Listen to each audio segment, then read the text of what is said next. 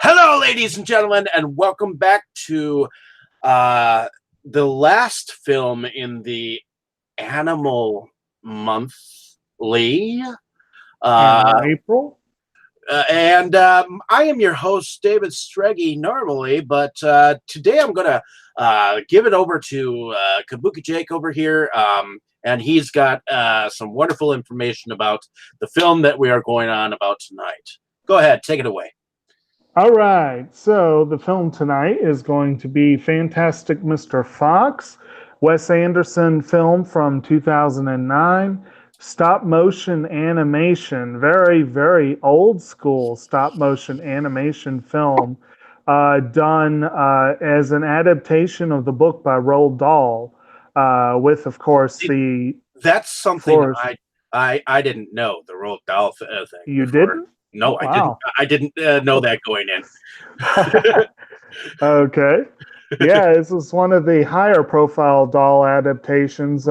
Strangely enough, most of them don't seem to be all that successful. As popular and well known as he is, and the films become popular after the fact. But at any rate, we'll be doing what looks like a small group tonight. Unfortunately, I think Katie was tied up and Brandon has a sore throat. And so it's unfortunate. It's kind of hard to do a podcast when you can't speak all that well. So we'll do our best to keep you entertained. And of course, there are spoilers, of course, but a film like this, I'm not sure that that's a huge issue, but just in case, spoiler alert. So, Dave, is this your first experience with the film? This was, yes, in fact, my first experience with the film. Um, I will say that the trailers did not make this look appetizing to me. Although I am a fan of Chicken Run, I am not a fan of Wallace and Gromit per se. Really? So, no, Hmm. I'm for some reason they just annoyed the hell out of me. Uh, and to the extent that they were just annoying. So, which is funny because I love Beavis and Butthead. Hmm. And anyone who doesn't like cartoons doesn't like Beavis and Butthead, you know. And see, Wallace and Gromit type films are like claymation like animation, and that's what this film reminds me of, like the old Gumby blockhead, type of animation, and so to me and when I heard George Clooney was the voice of this fox, I was like, oh, come on. Okay, I liked him in the ER. I didn't mind him in Oh Brother, Where Art Thou?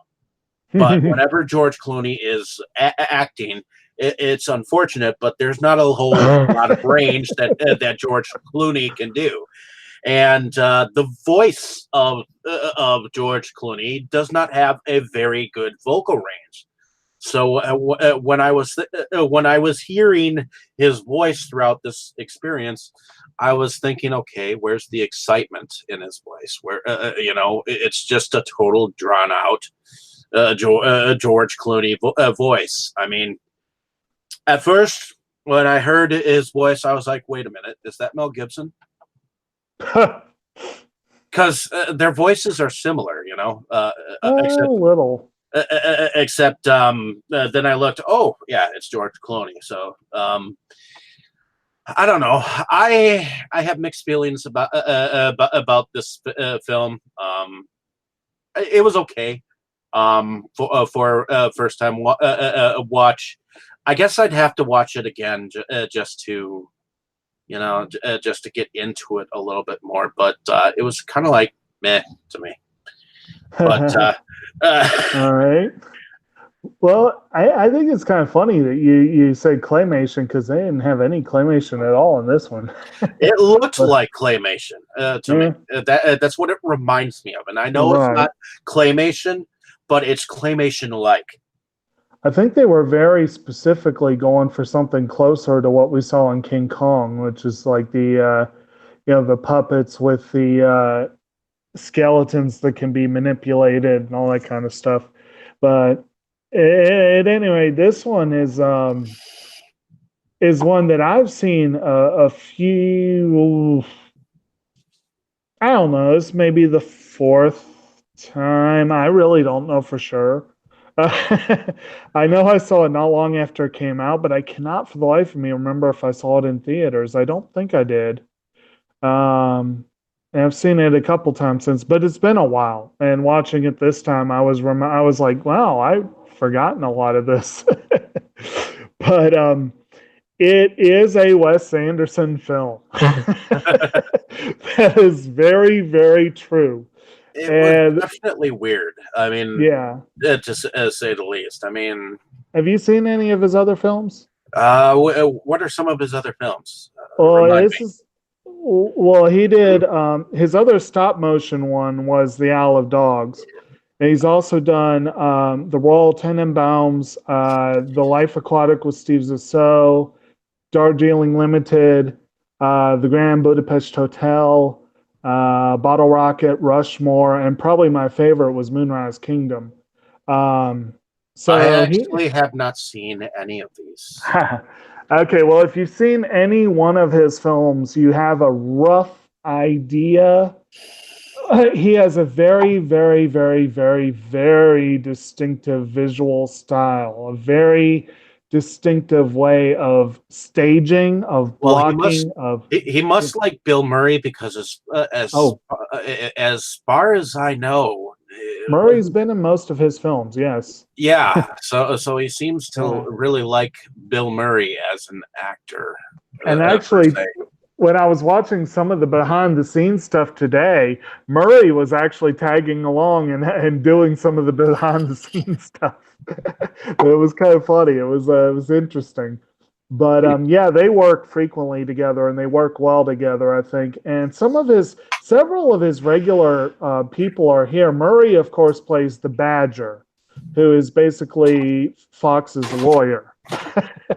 um, I noticed that. yeah. His son, Ash, is voiced by Jason Schwartzman, who also is a frequent collaborator with Anderson. Willem Dafoe showed up in a couple of his films, and he plays the rat. And Anderson co-wrote with Luke and Owen Wilson his first film, Bottle I'll be Rocket, honest. and I Owen, liked the rat. I liked yeah, the rat. the rat was fun. But yeah, the Wilson brothers have also frequently been in his films, so there was definitely some continuity. I think this was the only one he's done with George Clooney and Meryl Streep. And I will admit, you are absolutely right. When you hear George Clooney speak, you know it's George Clooney. Uh, I think he has a good deal of range, but he's not chameleonic. He's one of those, I would say there's nobody better at playing George Clooney than George Clooney. Just like there's nobody better at playing Jason Schwartzman than Jason Schwartzman, there some I people get don't that. really have I a get huge that. range. What's that? I get that. Yeah, I'm just not an yeah, entire fan of George Clooney. right. So Well, I guess that's what I bear in mind. I mean, yeah, I liked his ER performance. right. I mean, Tomorrowland was pretty decent. I was Uh, disappointed by that, but he was good in it. His Cohen brothers performance that was fucking odd. So He's uh, done a few with them. Oh Brother was the best one. He was kind of, I wasn't crazy about him in Burn After Reading. Yeah, I but haven't seen Burn After Reading, yeah, but I'll have to take you at your Brad word. Pitt makes that movie. But at any rate, we get a little tangent there. Anderson himself plays the Weasel, who is the real estate agent that sells the Foxes their home in the first place. And his brother Eric plays Christopherson, who is the cousin that comes to live with them.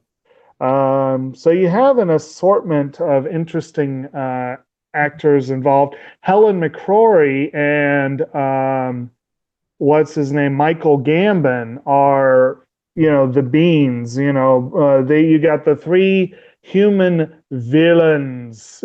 And what is it? Bogus, Bunce, and Bean.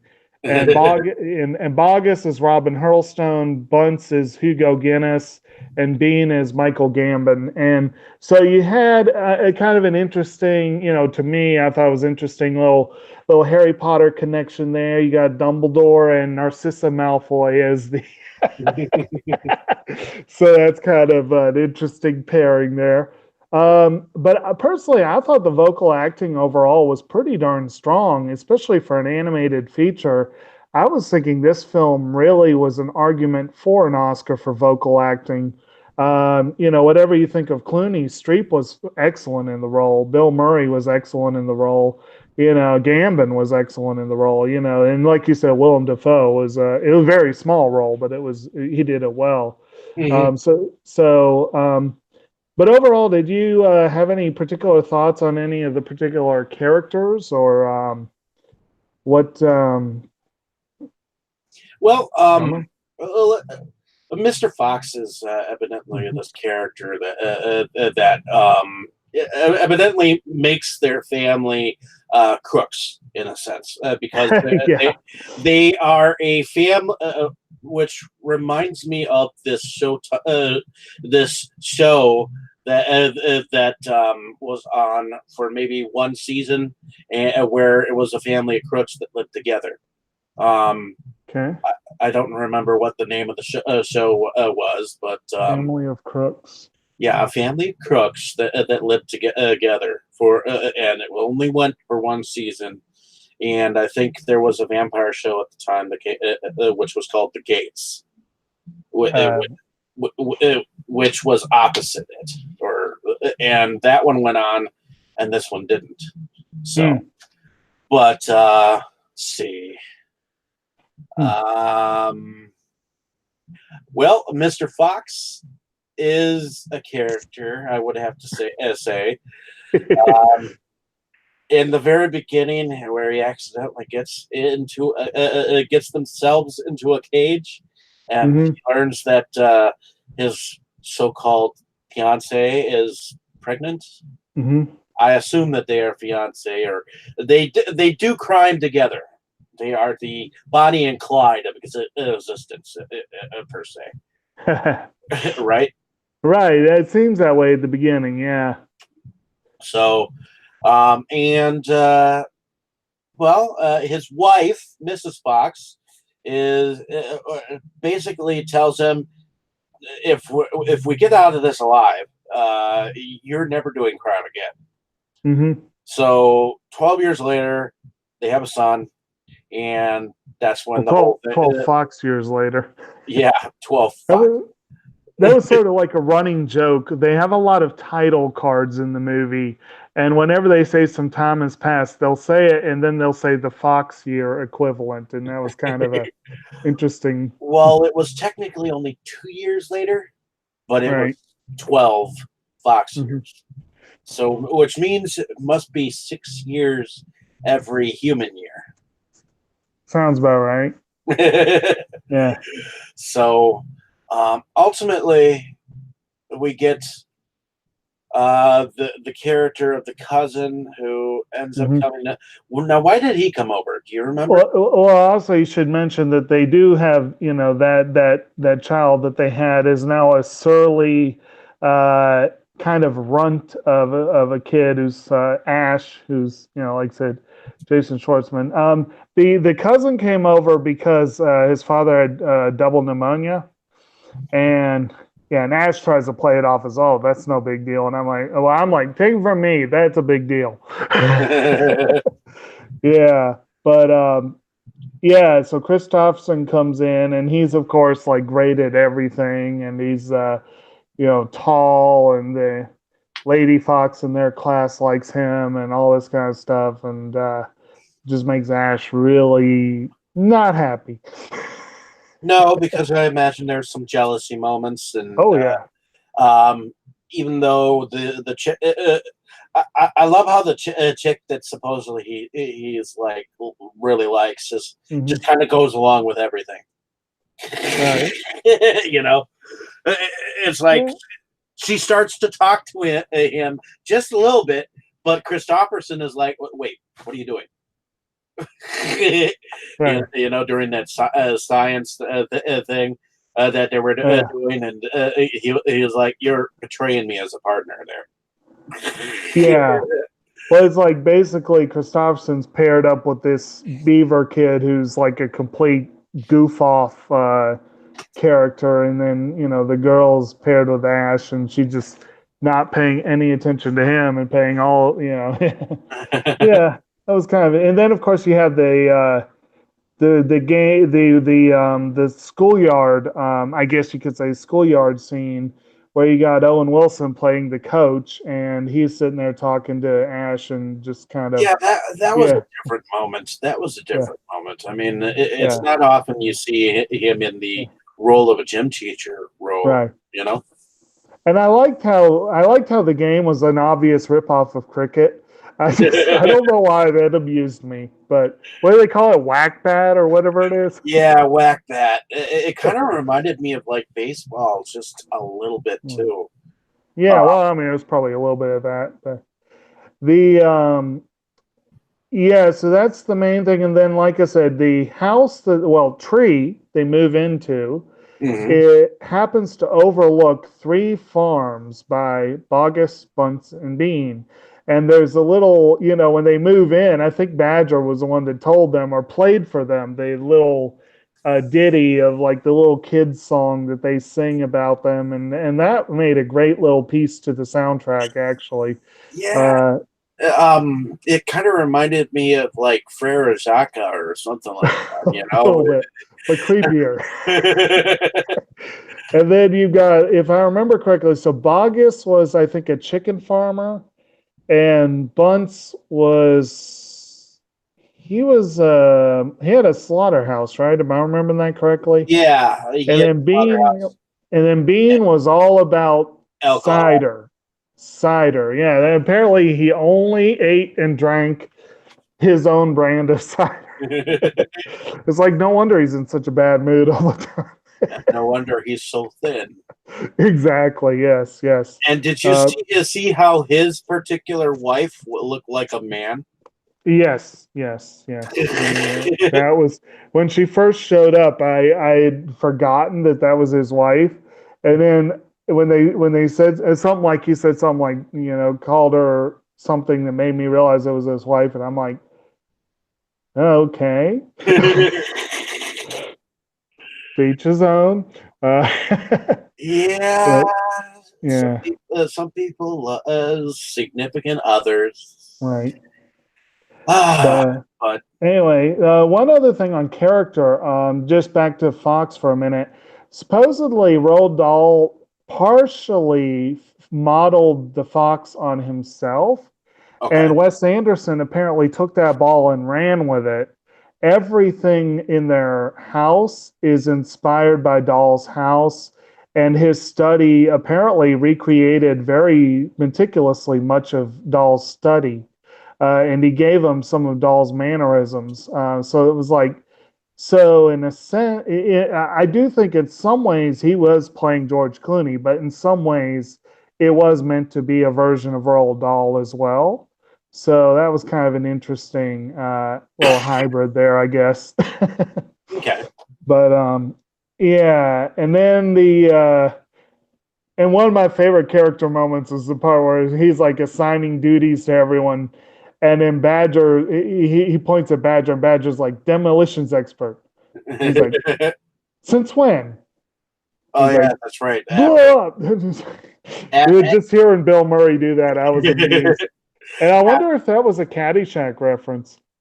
Oh, I wonder. That would have been funny as all hell if it was. Right. I wouldn't be But surprised. they didn't sneak in that song though anywhere in the soundtrack. That would have been interesting. I'm all right. Right. All right. So I guess we kind of touched on the plot, but just to fill it out a little more, basically, like you said, they started off as a pair of criminals. They went straight because of the arrival of a child. Mr. Fox is now a newspaper columnist, and Mrs. And a Fox family is man. a yes, and Mrs. Fox is a landscape painter. Um, But so, what's that? as we know, he's starting to get that thieving itch. Yes, and when he happens to get a place directly close to these farms, Mm-hmm. he then gets the so-called super Kylie, who's a good-natured but none too bright possum played by Wally Wolodarski. Uh, he gets incorporated into Fox's plans to rip off these farmers, and then of course they get mad. And they decide to get even and go a little overboard and Well, all what yeah. happens is he steals from all of them, Yes. and one of them he just walks in. The dude's on the headphones, and you can see them all over the cameras, and he just steals the shit. Yeah. it, Yep. it's like they were not expecting him to do that, and then when they get or try to get revenge on them, and it doesn't work. I like how what is his name? Bean? Is Bean the one? Yeah. Is Bean the one that gets so angry? Yeah, he's the one with the anger issues, yeah. Yeah. And he's kind of the ringleader. Well, he is the ringleader of the bunch. You get the impression the other two couldn't even come close to any sort of organized resistance. But Bean kind of runs the show, and actually he does manage early on to shoot Fox's tail right off and starts wearing it as a necktie, and that's kind of I love that part for some reason. Because there's a part where the son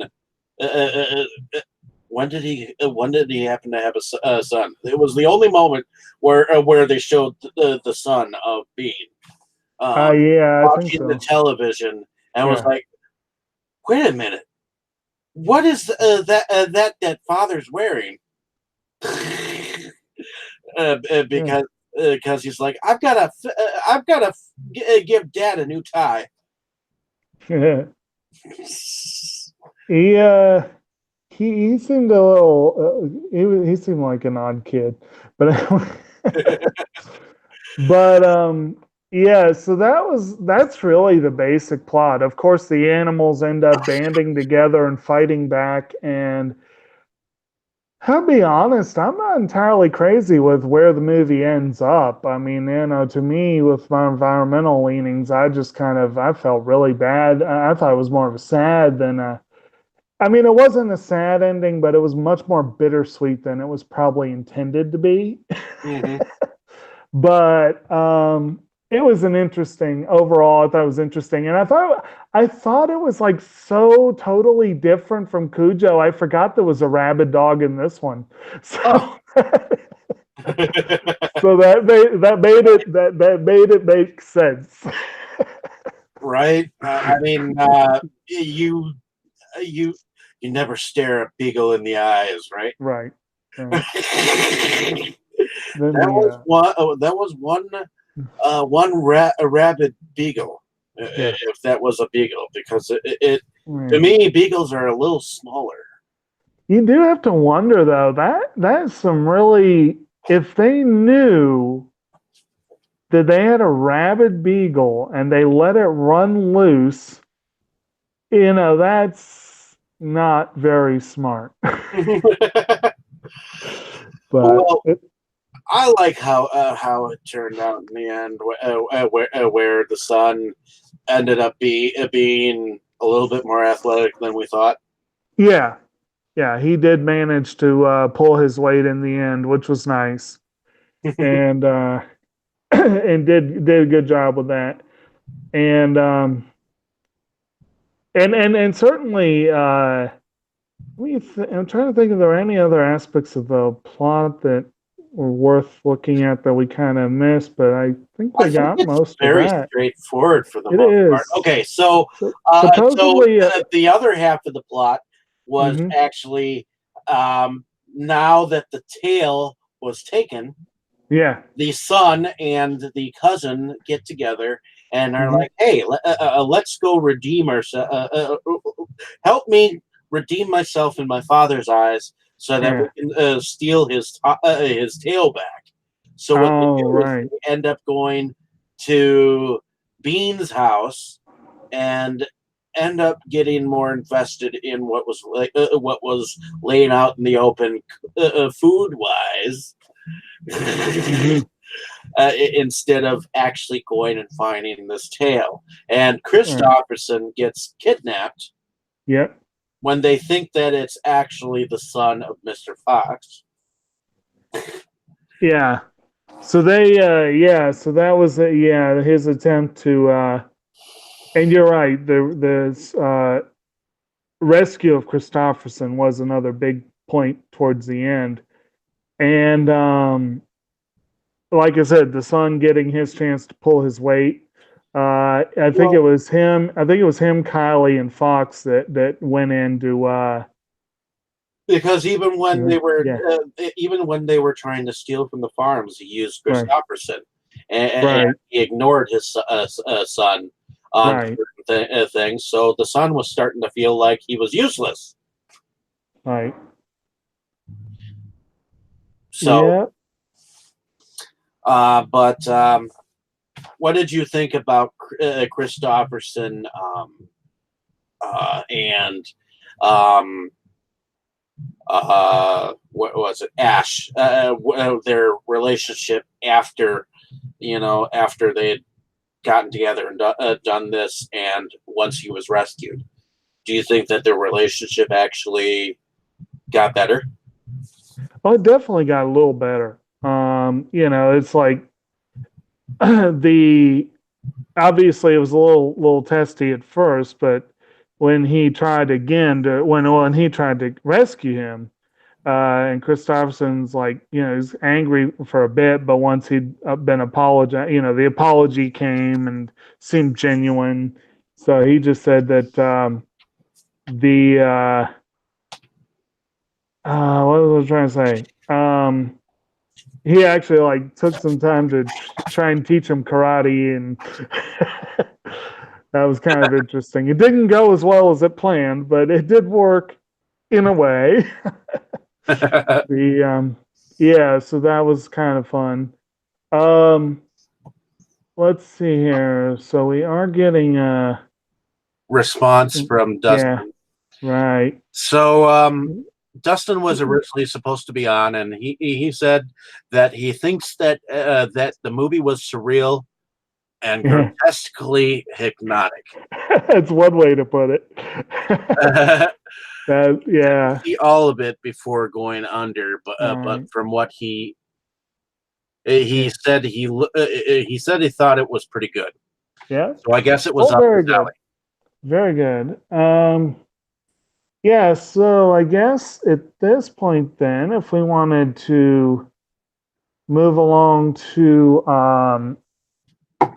let's see here. I guess we can go ahead and talk about like the technical effects or music and or what have you. I guess one more thing on the plot. It is the movie is written by not just Wes Anderson but Noah Baumbach of all people. If you ever have you ever seen any of his films? Uh, Repeat that. Noah Baumbach, you ever see any of his? Who is that? By He the was way. the co-writer on the film. No, I'm not sure. Because How well, many this is good things time. has he been involved in? Well, I was going to say this is very good timing because we just get a note here from Brandon saying very whimsical. That is the best word to describe Anderson. I guess that's true, but that is not a good word for describing Baumbach. The best thing I've seen by him was the Squid and the Whale, I also saw Margot at the Wedding, which was pretty painful to watch. He likes the same kind of dystopian, what am I trying to say? Not dystopian. Family, what am I trying to say? Not dystopian. Okay. You know what I mean? The dysfunction. That's what I'm trying to say. Family dysfunction. But he doesn't do it in a whimsical way. He does it in a you want to bang your head against a wall kind of way. So the idea that he teamed up to co-write a kids film, well, it's not his kids film, but I don't like saying that. But it's like an animated film based on a kids book. I love the irony of that in a sense. But But this was not his first team up with Wes Anderson. He actually teamed up with The Life Aquatic. which was Well, the probably my least favorite Anderson film. Uh, Partly because I grew up. The Life Aquatic was a nod to Jacques Cousteau, and I grew up with his programs and whatever. And I was really looking forward to Bill Murray playing a Jacques Cousteau kind of character. It had a phenomenal cast. It just kind of, it wasn't. It didn't quite do it for me. You know what I mean? yeah, I know what you But mean. it was good. I mean, I've not seen a bad Wes Anderson film. But anyway, the idea that these two teamed up to adapt Roald Dahl. Now, I have read that this book was written during a pretty dark period in Dahl's life. He had lost a child. He was, kind of trying to work through some things. So maybe the idea of a father as a protector of the family was probably big on his mind at the time. Um, but the film takes the book and apparently adapts it pretty faithfully. But the book would only fill up roughly an hour of screen time. See, So I a didn't good read. half hour. What's that? See, I did not read the book, but I did read the I BF. haven't. I did read the book of the BFG, Ah, and I did read the original Charlie and the Chocolate Factory. Um, I started reading Charlie and the Chocolate Factory, and for some reason, I couldn't tell you if I finished. I honestly couldn't tell you. I don't remember. I remember being. Yeah, I started reading it at an awkward time to try to read anything because I was so busy with everything. I can't remember if I finished it, but I liked what I read. And in terms of the basic story, I like the story. I've seen both versions of Charlie and the Chocolate Factory. I've seen the BFG, the Spielberg film that no one saw. I liked it. I don't know I why no one saw it. I liked it too. Yeah, I still have to check out the animation right. of the BFG yet. But But yeah. So at any rate, the I had to comment on the screenplay because I thought that was kind of interesting. At least a half hour of it is original to the film, and definitely helps put that Anderson stamp on it.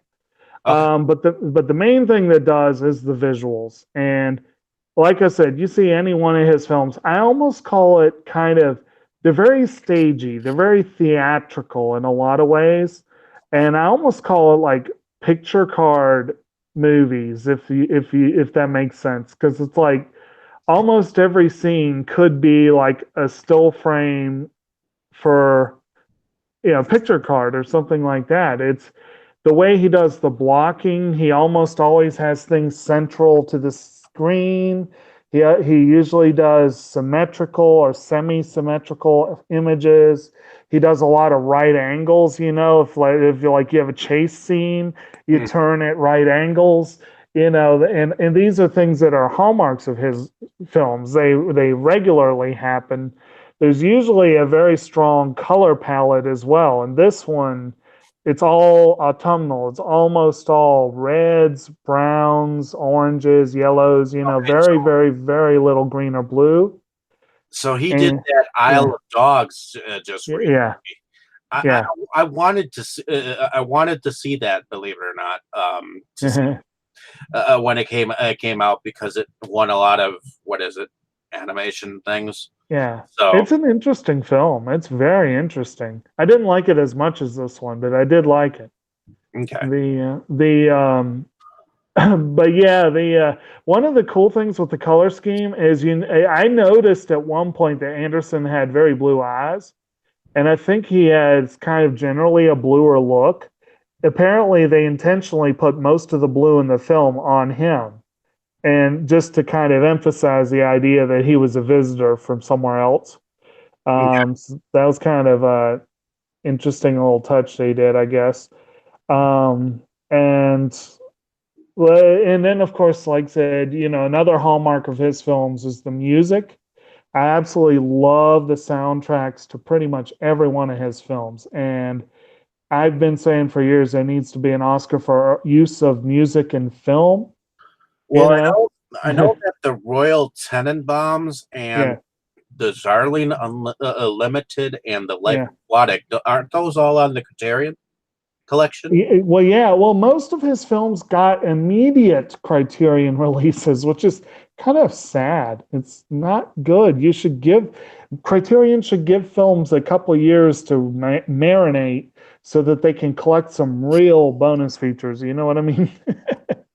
But yeah, this was one of his few films that did not get an immediate Criterion release, and I think it's partly because they're Rushmore. prejudiced. What's that? I remember Rushmore coming out at the same Yeah, time as Napoleon Dynamite. So yeah. I don't think Rushmore got an immediate release. I think that was one they where came they gave it. afterwards. Yeah, I think that one probably got a Criterion release around when Royal Tenenbaums did, Okay, which yeah. would be, I think that's about when Napoleon Dynamite came out. I had to check my dates. I I'll didn't care check for out that some. movie. I'll have to keep my eye out for some of Yeah, these because I yeah, remember when Rushmore came out, and I remember it was a big thing uh, right. for people at that time. It's just I wasn't really into his films at that point Right. in time. Rushmore was an early one. It's not quite as stagey as the later ones, and it really centers on Bill Murray and Jason Schwartzman. But there are some other fun characters in there. But yeah, it's hold on one sec. Hold on one second. I have a cat acting up. That's okay. But that'd be a good time for you to jump in with something of interest. Well, I'll be honest. This film, uh, I wasn't sure what to expect from it. I mean, I like I said, I it's kind of like the film has to grow on me. I think, and it's not the normal animation that I'm used to. So Right. to me, it took me a moment to invest myself in the characters. I didn't mind Meryl Streep as the voice of the fox, but yet Mhm. Meryl Streep is getting older. So to me, um, even though I like Meryl Streep as an actress, um, I'm not. I think that she did pretty good as Mrs. Fox. I'm just not sure if I was totally invested in the story. This Right. first time watch. I mean, yeah, yeah, I understood what was going on, and I understood the story line, and maybe the reason why the farmers were going after the fox is what reminded me of Chicken Run, just Yeah.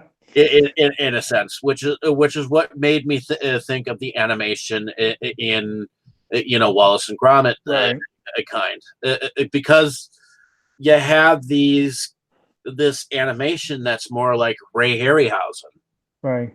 a kind of animation instead of that kind, whereas Chicken Run was more like claymation. Right. And like I said, I think they were intentionally going for sort of a Harryhausen look and feel.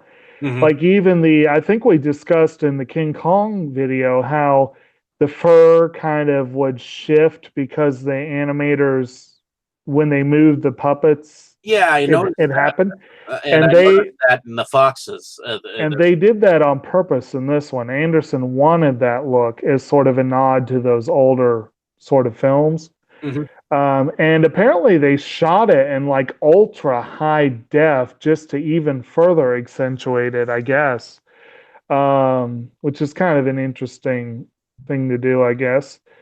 Um, the what was it going? Oh, on the animation front, one person who has dealt with Roald Dahl, if I'm remembering correctly, because I want to say James and the Giant Peach was also Dahl.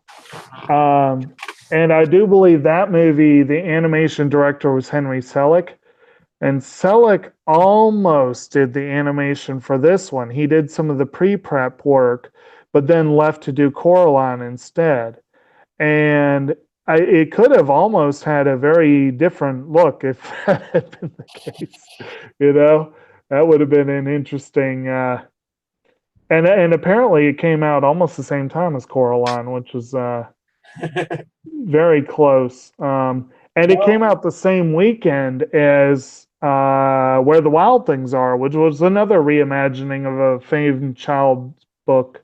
very Um, true. Which was another odd film. it was, but I liked it. I liked it in the sense that it was different that they could actually recreate the because I remember them bringing out the where the wild things are narration of the book. And Mhm. I also remember where the wild things are being on reading Rainbow. Oh man, I sometimes miss that show. I think I heard recently they're trying to restart it, but yeah, it'd be Oh, something. reading Rainbow. Yeah, But but yeah, but there were some moments in the film that I actually relatively enjoyed. I mean, right. obviously um, the farmers when they were trying to get their revenge, the things that they thought of, like when when the foxes and the animals dug downwards. hmm Then they were like, "Oh, let's go and get all these diggers." Uh, hmm and so they come like mad with, and I like the song that played while they came back with those bulldozers. What were they playing at that point? I don't remember. Now did FB boy or something. Oh, I forget. Or, you get what I'm saying. So, yeah.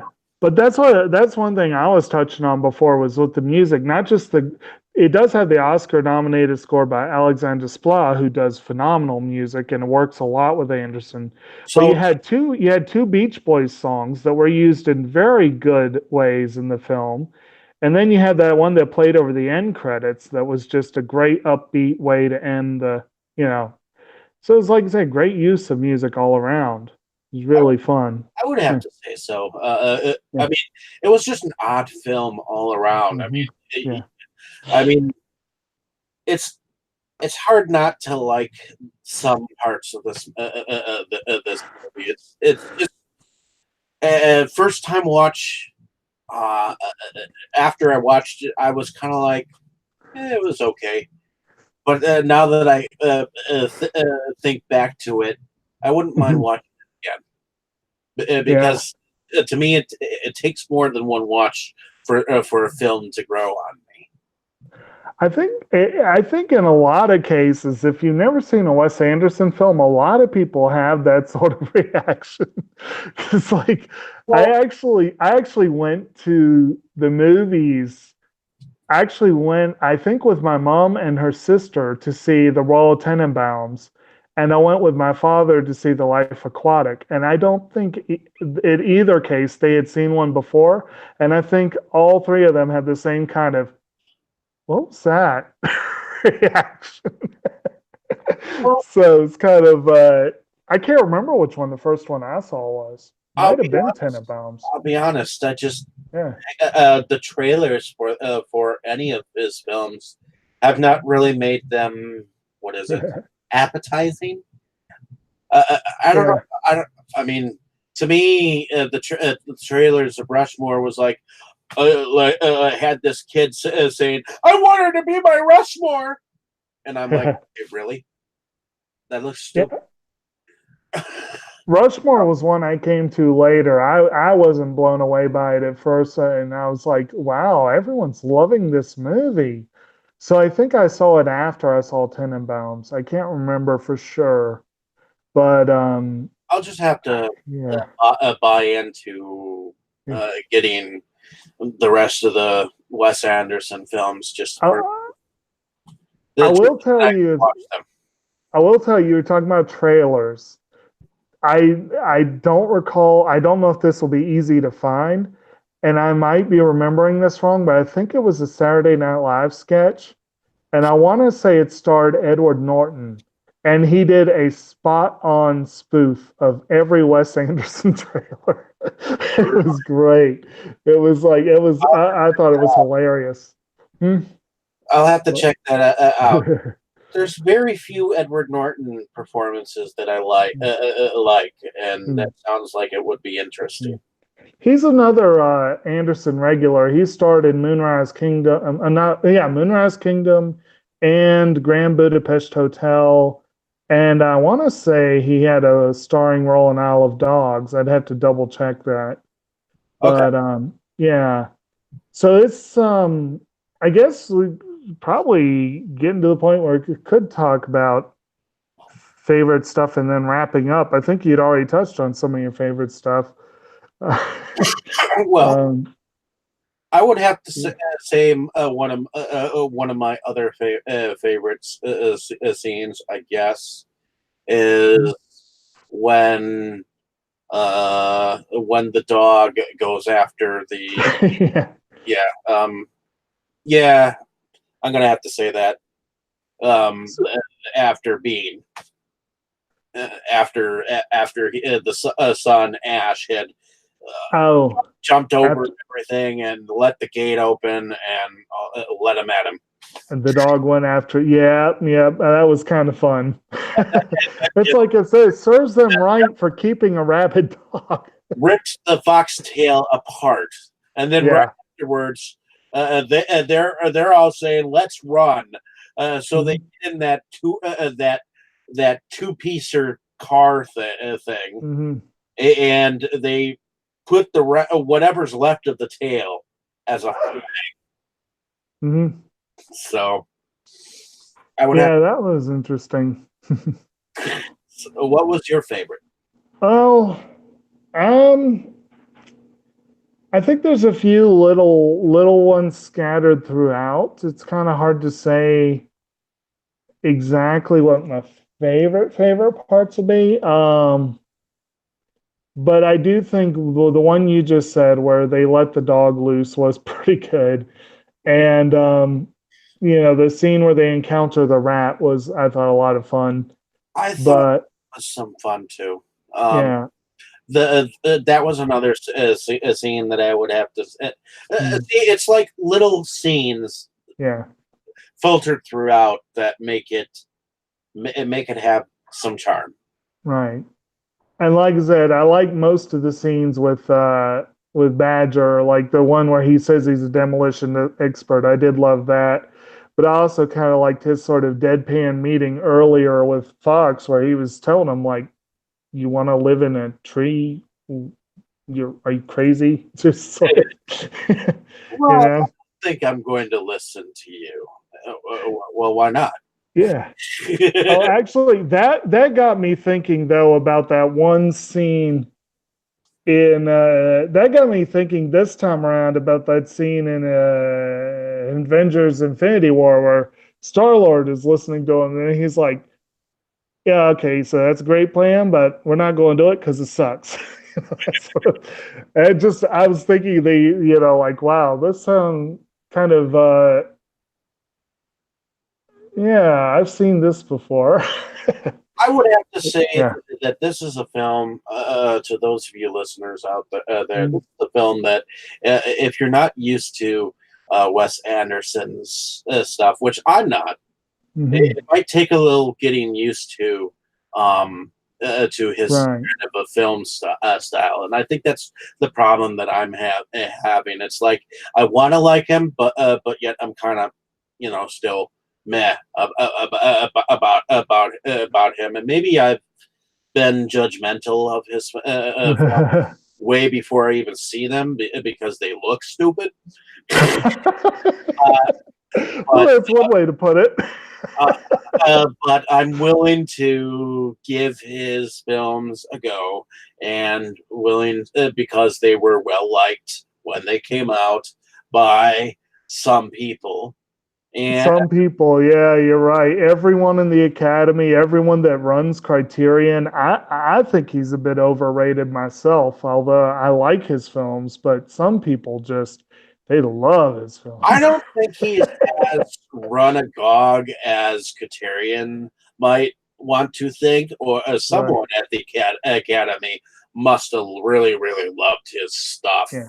and been like, "Oh, this guy is so artistic," or whatnot.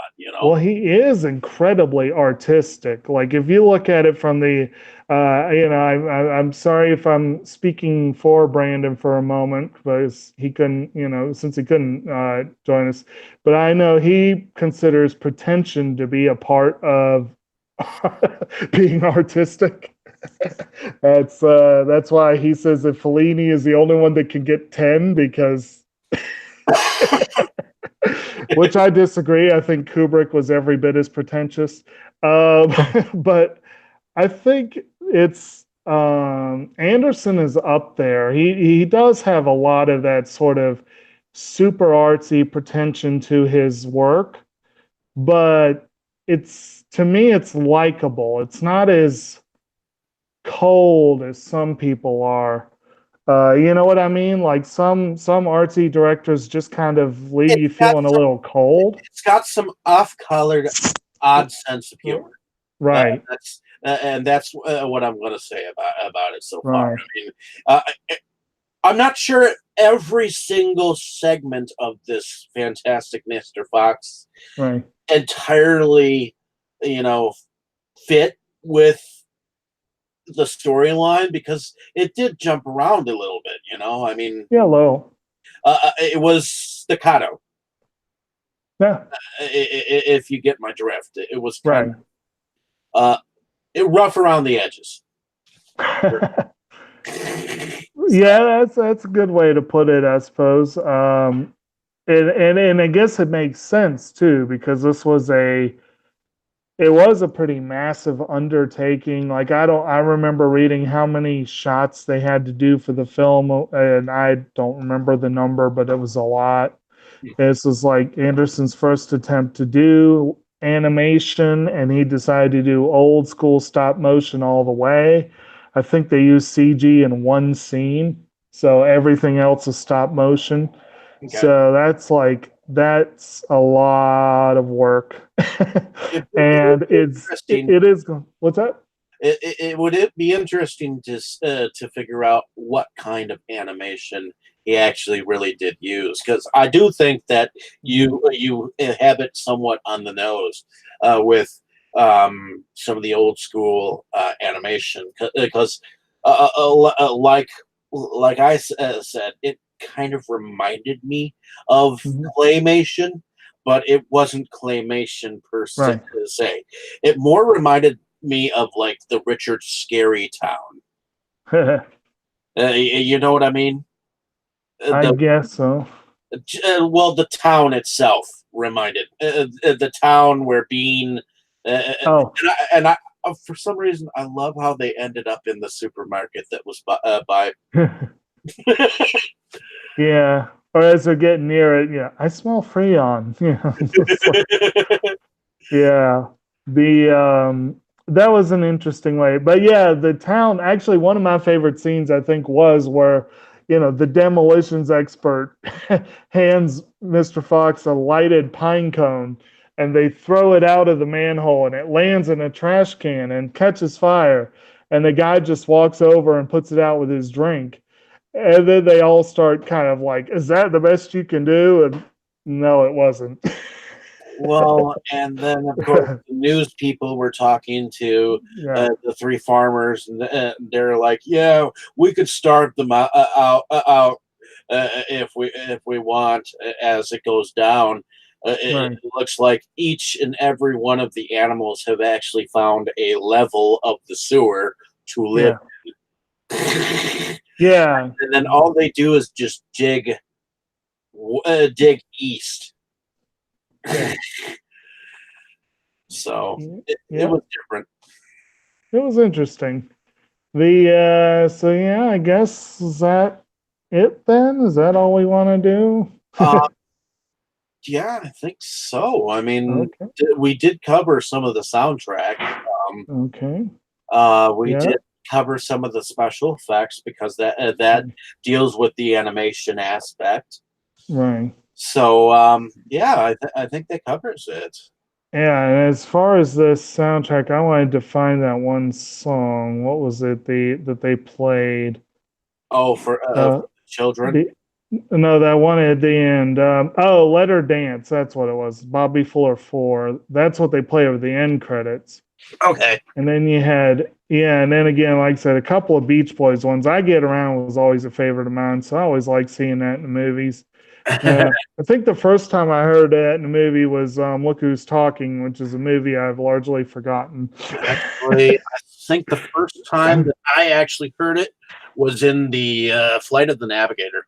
Ah, so that's good. It's good times. I grew up on the Beach Boys. So for a film that's based on a kid's book, even though I didn't grow up with Roald Dahl, the idea of using a soundtrack that I grew up with kind of, for me, that worked well, and I like that a lot. So that's another one of my favorite parts, definitely. Well, I Um, definitely think that the music actually mm, played a part in making it somewhat likable. right. So at any rate, well, I guess we'll go ahead and finish up. Since you're the main host, I guess I'll go first, and then you can sign us out. Sure. And so I'm Kotobuki Jake. I frequently guest on Septum Sin versus the World with Brandon, and we do a lot of pickup videos. We do, which we got a really big one planned for next week, so tune in for that. And we got we do like new releases, new and upcoming releases. We do have some specialty videos as well. There's a recent one of our respective top 10 anime lists, and that was really cool. That's, like I said, worth checking out. And we've talked frequently tonight about the Criterion Collection. I do have my own occasionally posted videos of where I review Criterion Collection editions of films. I don't get to edit very often, and it may be a while before I get another one posted, but there are a few up for reviewing. And I have my own channel, Kotobuki Jake, which I have actually added a few new videos in the last couple of weeks. We've had some really nice spring weather here, although today felt more like summer.